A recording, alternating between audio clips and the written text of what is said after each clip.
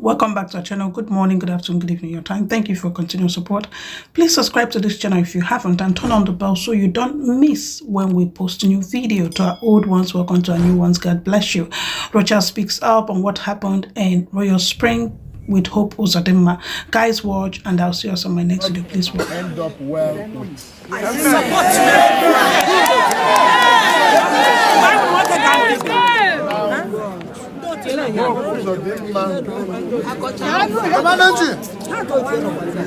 For what happened yesterday has simply displayed criminality in governance, Yes. thuggery in governance, Yes. and is creating unnecessary tension where there's no need for it. Imo today is very unsecure for the first time since 9 years. Now, you go to Olu, you see killings in Olu, that even the Air Force fighter jets, for the first time in history after the war, would come round Olu. You see, yesterday alone, 10 houses were burned in Oguta. Every day, people are being killed in this state. People are being intimidated by the governor and his thugs. Now, I do not know what the governor wants to achieve, but I think he wants to make everybody fear him. He has also introduced a law in the Imo State, through the Imo State House of Assembly, that empowers him to detain people at will. That law is barbaric and must be condemned. Now, Governor Hope Uzodinma is busy chasing shadows of violence and living performance. Since he came to office, what he has achieved so far is demolition of 1,000-bed hospital in Douglas, Sumter Hospital, built by me. He has demolished the tunnel at Port Harcourt Road, built by me, on the reason that it is substandard. Until today, more than 50 excavators and payloaders cannot break the tunnel. They left it there abandoned. He has also demolished all the roundabouts that has brought beauty and safety of roads in our society. And he's not replacing them with anything. Now he has left that. Rather than making peace, he wants to rule by intimidation. And that is not acceptable in any way. A wise governor who has not paid his workers, who has not paid teachers, who has not paid pensioners, who are sacking isopathic workers, sacking teachers as well, pay some and leave some. Now, the wisest thing to do, if he does not have money,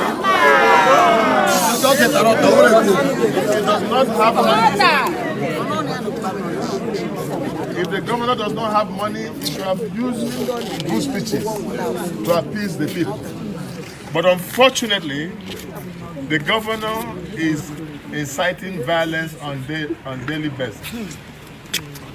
Now he has taken a personal attack on me and my family, and I have not done anything in retaliation. At all. First, the governor reported matters to EFCC, to ICPC, claiming that I used the Imo money to build some properties. The case has been in court. Until today, there has never been any proof by any court of competent jurisdiction that has traced any government fund to any of my accounts. But yet, Hope has insisted in reporting the cases every day to ICPC and CPC. When he saw that he's not making headway in EFCC, now he turned back to use the police. But I must say today that the act of the government house police yesterday should be brought to question. Yes. And I want to ask that the Inspector General of Police should direct immediately the arrest of Chinasa Waneri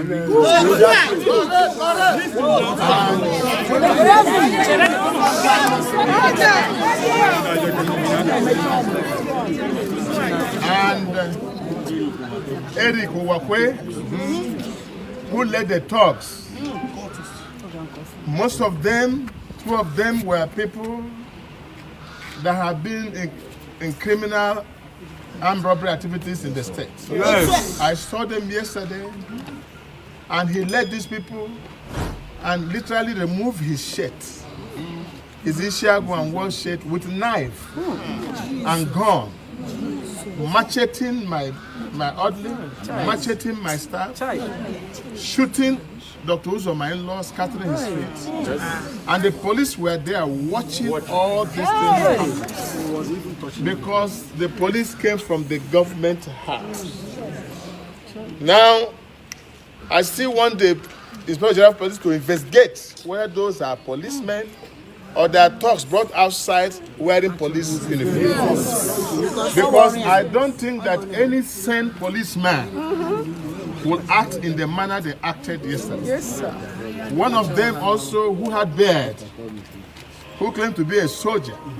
I don't think he's a soldier. The one that actually stabbed Samuel with knife in my presence.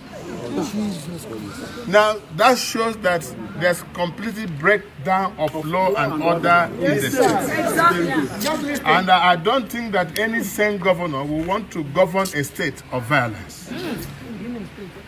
Now, concerning the hotel in question, Hope Uzodinma, Commissioner for Land, went to that hotel, which I requested my wife to come down home and invest for the purpose of creating jobs and helping our people. I was never a poor man before I became governor. And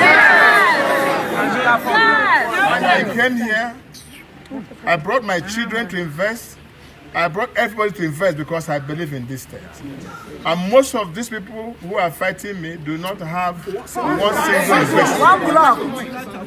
Now, the Commissioner for Land went there and arrested all the people, including guests of the hotel, before even putting the padlock that he claimed that he put. Why don't you put the padlock first? Then if anybody still go there, they can arrest him. Yes. But he arrested these people and brought them to police station and have been staying there since. And the police also has the audacity to keep innocent citizens without conscience, because the government have directed. Now, and the amount of shooting that took place in that hotel were more than 200 gunshots. Who are you shooting? Who do you want to kill? That is my question. Do you want to kill your citizens that you are governing? That again is my question. So Hope Uzodinma must be called to order. Now, what shocked me yesterday was after Chilasa and his friend and the thugs came chanting their song, the police were aiding them, following them behind while they are making the shootings. And when I asked them, where are you from? They say they are from government house. And who directed you? They say it was Governor Hope Uzodinma. Now, before my going to Akachi, let me say it here clearly. I called the Commissioner of Police, I called the Deputy Commissioner of Police, and they said they are not aware of any policeman in Akachi. I called the Director of SSS, and Director of SSS, she said she doesn't know about anybody in Akachi. That's why I decided to go and find out who are the policemen in that place. On arrival, one area was laying ambush with thugs. And the thugs came with machetes, macheting all the people. Now, it took constraint for me to tell my aides not to release any live bullet, because there would have been deaths yesterday. I hate to see my hand with blood. Now, but they took advantage of that and did what they did. to the extent that they destroyed all my cars and used bullets to fire on all my cars. Today, all my cars are still parked there, all destroyed, both my staff car. What Hope Uzodinma is doing is not good. Few weeks ago, he went to Eastern Palm University and shut down the university where children are going to school every day. And I said, that is not the way to do it. A governor who came through court should have known to respect the rule of law. Yes. If a matter is in court, you cannot use the executive power against the court power. But this is what Hope Uzodinma is doing in the state. But for the timely intervention of the presidency in this matter, Imo would have been in a different state by this morning. But I want to thank the presidency and those who intervened in this matter. Because in the manner that Hope, led by Chilasa, and all of you know who Chilasa is in Imo State.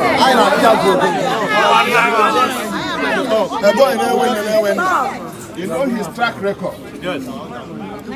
I know that he shared the same track record with Hope Uzodinma. Yes. But we shall resist them criminally governing this state. We'll deal with him. I have reported to all concerned. I've told everybody, and I've told them I'm a man of peace. But Hope Uzodinma must never take my calmness and my peaceful disposition for granted. Enough is enough. I governed this Imo State for 8 years.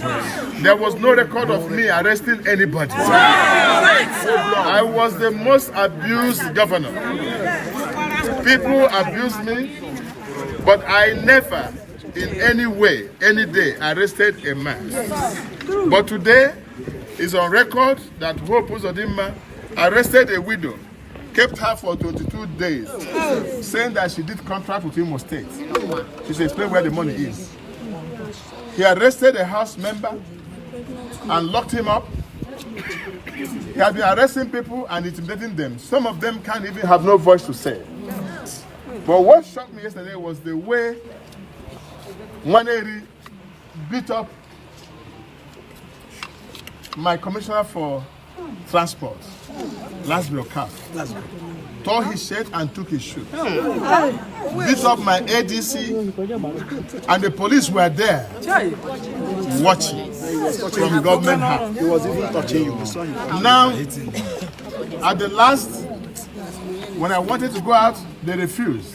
And the talks were all over, and I've macheted all my people.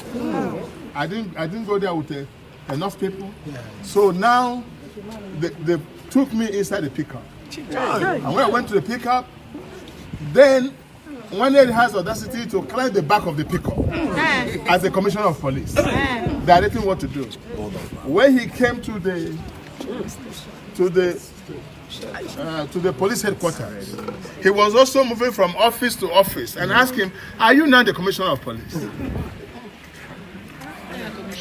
If our police will be painted in this image, then there's a sense of insecurity in this country. I want to call on IG to immediately arrest Nwaneri, and I'm going to put the official report.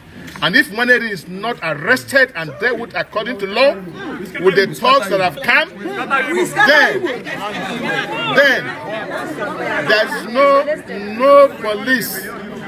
No police, and I say, no police has the right to arrest any citizen.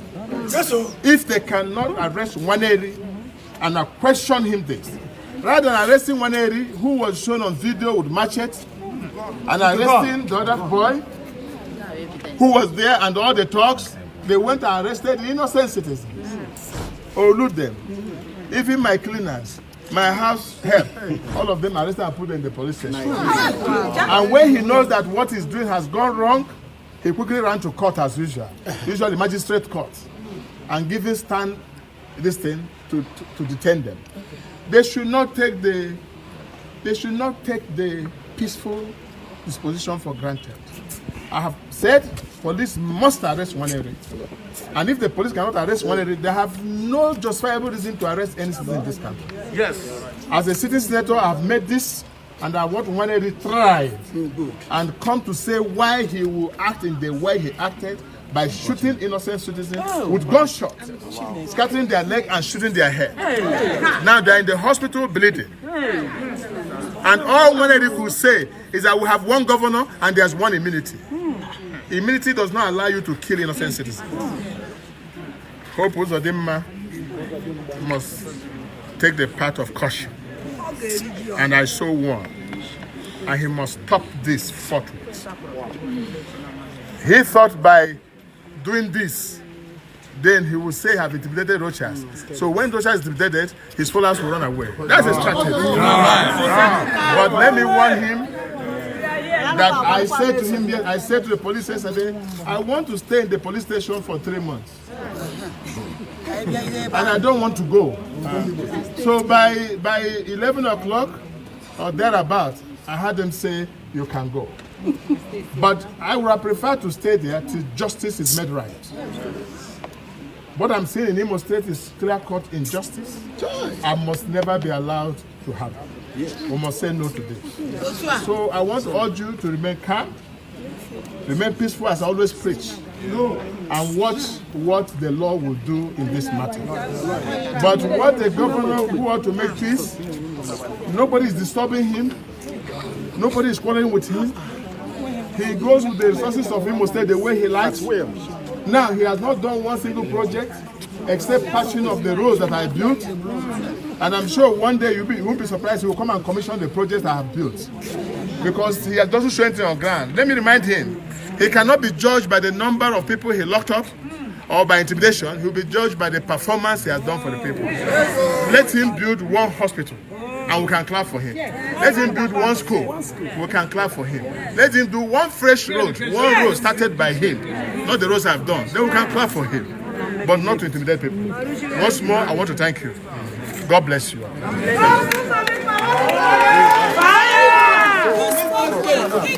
Fire!